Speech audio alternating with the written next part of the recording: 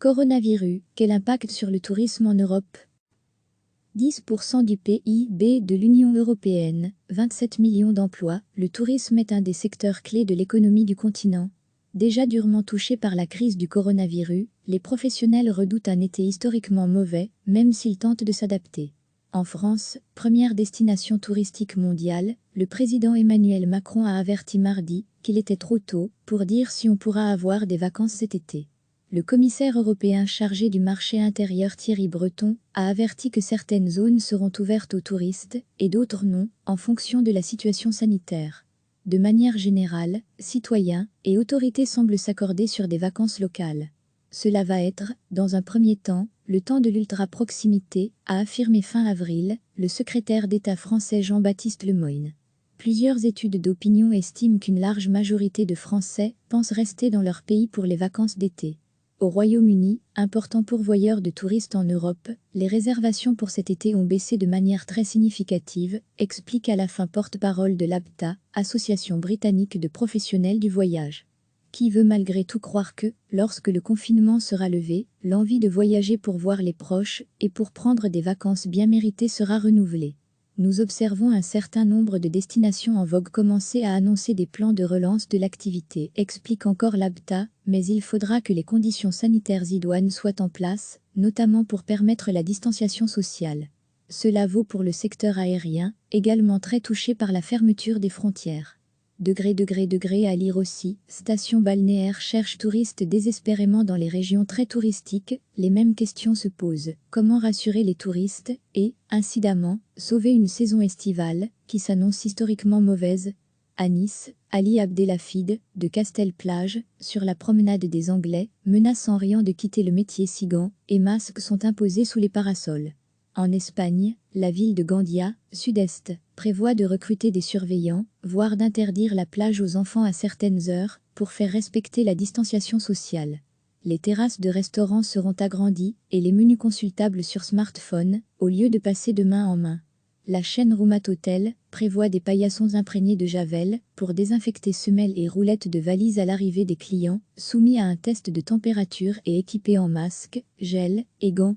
En Italie, le ministre de la Culture Dario Franceschini s'est lamenté dans la presse. De quel tourisme s'agit-il si, par exemple, on ne peut être que quelques-uns à manger au restaurant ou dans une pizzeria? L'ensemble des acteurs est unanime à réclamer des lignes directrices claires et cohérentes.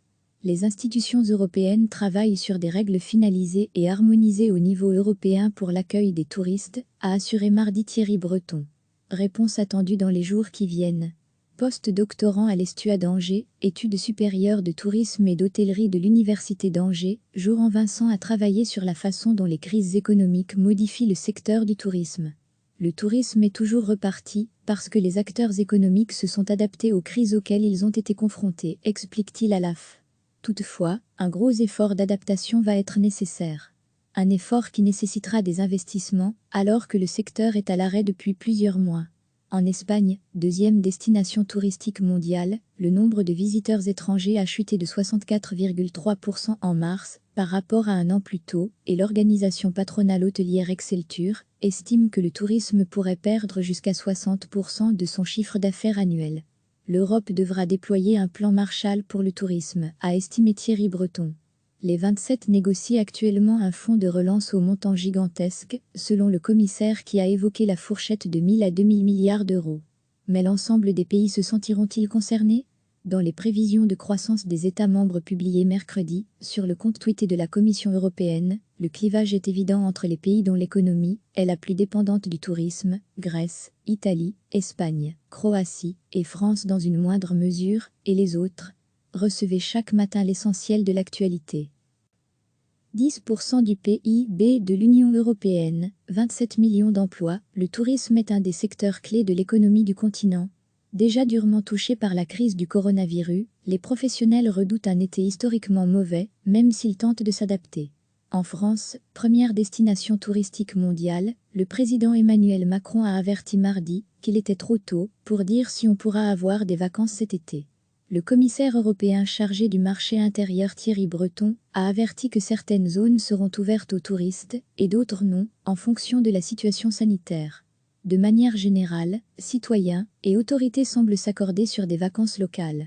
Cela va être, dans un premier temps, le temps de l'ultra-proximité, a affirmé fin avril le secrétaire d'État français Jean-Baptiste Lemoyne. Plusieurs études d'opinion estiment qu'une large majorité de Français pensent rester dans leur pays pour les vacances d'été. Au Royaume-Uni, important pourvoyeur de touristes en Europe, les réservations pour cet été ont baissé de manière très significative, explique à la fin porte-parole de l'ABTA, Association britannique de professionnels du voyage. Qui veut malgré tout croire que, lorsque le confinement sera levé, l'envie de voyager pour voir les proches et pour prendre des vacances bien méritées sera renouvelée. Nous observons un certain nombre de destinations en vogue commencer à annoncer des plans de relance de l'activité, explique encore l'ABTA, mais il faudra que les conditions sanitaires idoines soient en place, notamment pour permettre la distanciation sociale. Cela vaut pour le secteur aérien, également très touché par la fermeture des frontières. À lire aussi, station balnéaire cherche touristes désespérément dans les régions très touristiques, les mêmes questions se posent. Comment rassurer les touristes et, incidemment, sauver une saison estivale, qui s'annonce historiquement mauvaise? À Nice, Ali Abdelhafid, de Castel-Plage, sur la promenade des Anglais, menace en riant de quitter le métier si gants et masques sont imposés sous les parasols. En Espagne, la ville de Gandia, sud-est, prévoit de recruter des surveillants, voire d'interdire la plage aux enfants à certaines heures, pour faire respecter la distanciation sociale. Les terrasses de restaurants seront agrandies et les menus consultables sur smartphone, au lieu de passer de main en main. La chaîne Roumat Hotel prévoit des paillassons imprégnés de javel pour désinfecter semelles et roulettes de valises à l'arrivée des clients, soumis à un test de température et équipés en masques, gel et gants.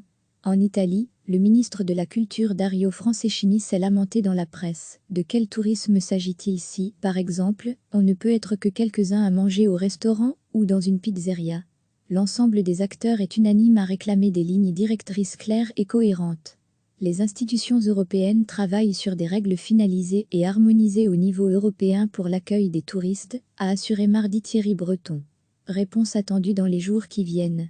Post-doctorant à l'ESTUA d'Angers, études supérieures de tourisme et d'hôtellerie de l'Université d'Angers, Joran Vincent a travaillé sur la façon dont les crises économiques modifient le secteur du tourisme. Le tourisme est toujours reparti, parce que les acteurs économiques se sont adaptés aux crises auxquelles ils ont été confrontés, explique-t-il à l'AF. Toutefois, un gros effort d'adaptation va être nécessaire. Un effort qui nécessitera des investissements, alors que le secteur est à l'arrêt depuis plusieurs mois. En Espagne, deuxième destination touristique mondiale, le nombre de visiteurs étrangers a chuté de 64,3% en mars par rapport à un an plus tôt, et l'organisation patronale hôtelière Exceltur estime que le tourisme pourrait perdre jusqu'à 60% de son chiffre d'affaires annuel. L'Europe devra déployer un plan Marshall pour le tourisme, a estimé Thierry Breton. Les 27 négocient actuellement un fonds de relance au montant gigantesque, selon le commissaire qui a évoqué la fourchette de 1000 à 2000 milliards d'euros. Mais l'ensemble des pays se sentiront-ils concernés? Dans les prévisions de croissance des États membres publiées mercredi, sur le compte tweeté de la Commission européenne, le clivage est évident entre les pays dont l'économie est la plus dépendante du tourisme, Grèce, Italie, Espagne, Croatie et France dans une moindre mesure, et les autres. Cliquez sur s'abonner pour recevoir les dernières nouvelles.